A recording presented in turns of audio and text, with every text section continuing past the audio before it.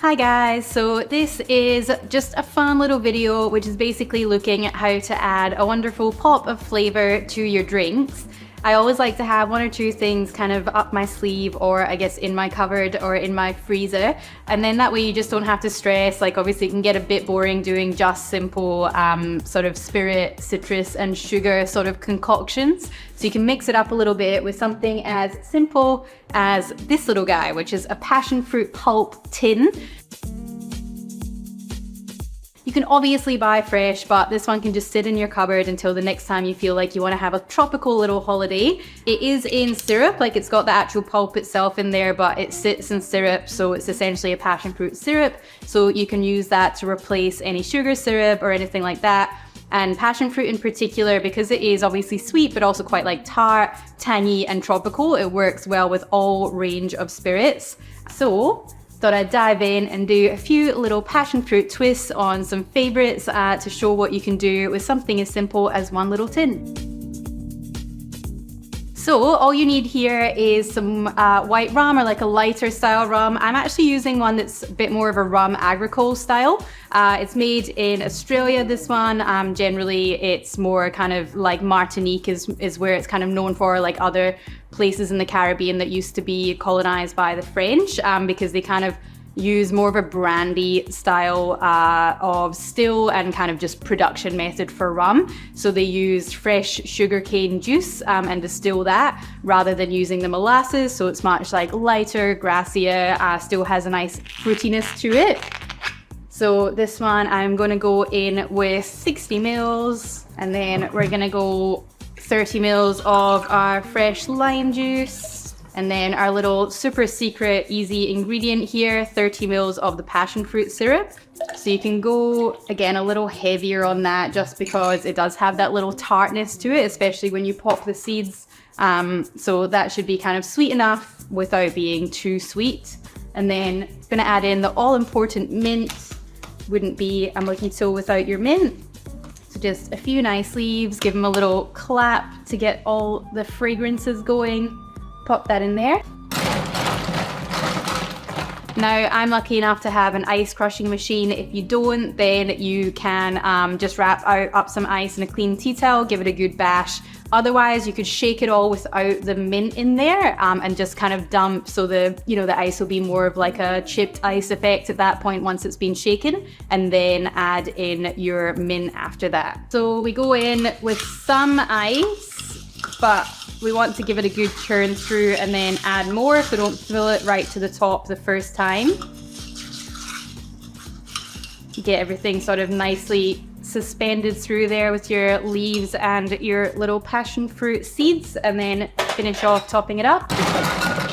There we go. Now I always think the easiest way to ruin a mojito is really just to add too much soda. It shouldn't really be about the soda. The soda is just to give you like a little spritz of effervescence sort of in your first sip or two. But you want literally about this much, so kind of 30 mils just to bring that up to the top there. And then we're gonna add in our straw and a little sprig of mint as well. If you felt like doing, like some dehydrated passion fruit or something, that would absolutely work as well, but just trying to keep this nice and simple. And there we have a passion fruit mojito. It works so well with that slightly kind of grassier and lighter style of rum, like that really is punching through to the forefront there, with just like heaps of kind of tart lime and passion fruit coming through. Honestly, it is like slightly on the tartar side, so if you do have a bit of a sweeter tooth, I would maybe go in with just like a little 5 or 10 mils of sugar syrup. Give that a go. This is why we always taste our drinks. Perfect, and that like really helps bring the passion fruit to the forefront there. So yeah, we'll add that in, a little extra 5 mils of sugar syrup, or you could obviously do a bit less lime to begin with. I think the one that I have, or like the limes that we have just now, are quite sharp, but delicious and refreshing and ready to transport you to a tropical island. Passion fruit mojito, so now you know. So obviously passion fruit mojito, absolute classic. The passion fruit Tommies, I'm not sure if it's something that I invented by myself. I'm sure someone else has done it, but it is one of my favorite cocktails in general, and then one of my favorite spins on that cocktail. So I like to do it with mezcal because I find like that kind of richer, I guess like zinginess of the passion fruit holds up really well against a little bit of smokiness too, because it is such a versatile flavor. So let's get into that. We're gonna go 50 mils of mezcal, 20 mils of passion fruit, 20 mils of lime, and then just about 5 to 10 mils of agave syrup. Again, because like mezcal is generally quite kind of savory and quite a full-on flavor, it can stand up to a little bit more sweetness. I like this drink to be quite rich. I also tend to make it quite late night, you know, more on the ground and textural side of things. And we're just gonna give that a shake.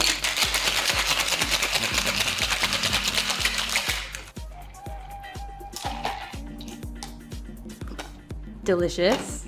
So I just like to shake and dump this because I like keeping the passion fruit seeds in there to have a little chew on them, like a little snack as you're drinking. Obviously you can double strain over fresh ice if you'd prefer.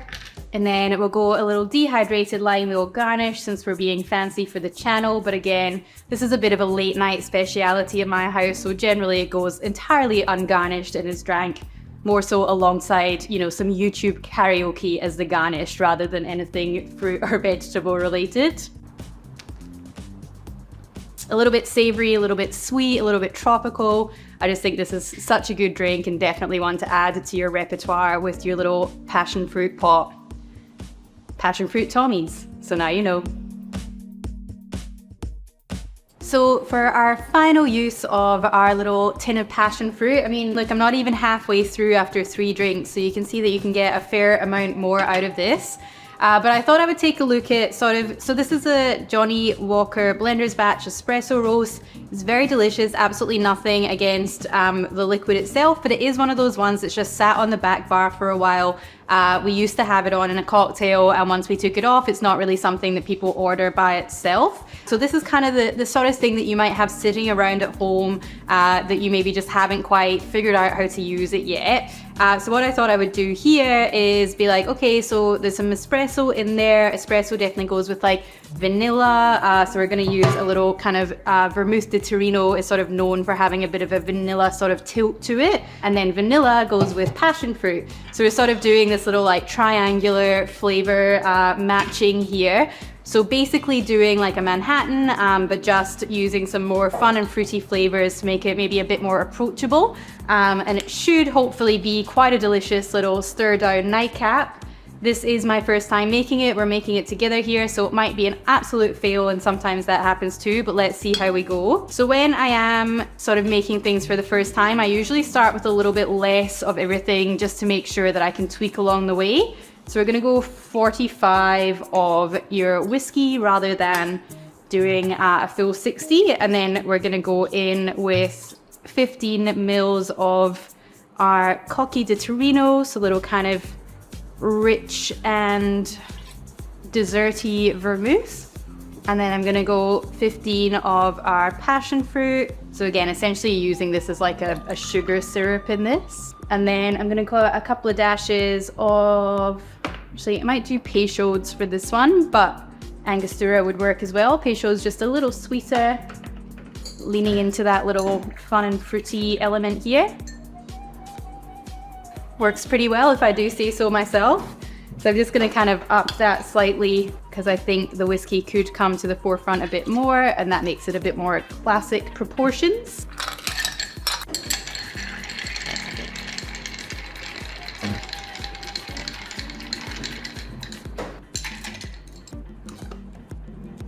I'm genuinely really happy with that. I'm gonna be making more of these, I reckon. So we're just gonna strain that off into a chilled glass. Now, obviously, if you don't have the espresso roast or something like that kicking around, you could absolutely do regular whiskey and maybe like a couple of dashes of coffee or chocolate bitters.